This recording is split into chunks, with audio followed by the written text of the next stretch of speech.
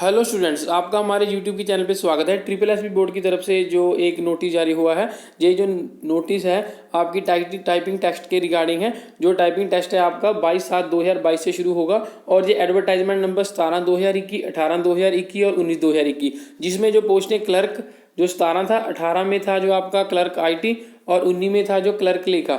और इसकी जो आपका एडवर्टाइजमेंट 2/12/2015 अधीन प्रकाशित क्लर्कां दियां असामियां दा टाइपिंग टेस्ट जो मिति 22/7/2022 ਤੋਂ शुरू होगा। इस टेस्ट संबंधी डिटेल सूचना बाद ਵਿੱਚ बोर्ड ਦੀ ਵੈਬਸਾਈਟ ਤੇ अपलोड की जाएगी। तो ये था जो अभी जो नोटिस जारी हुआ था ट्रिपल एसपी बोर्ड की तरफ से, जो आपका टाइपिंग टेस्ट के रिगार्डिंग था।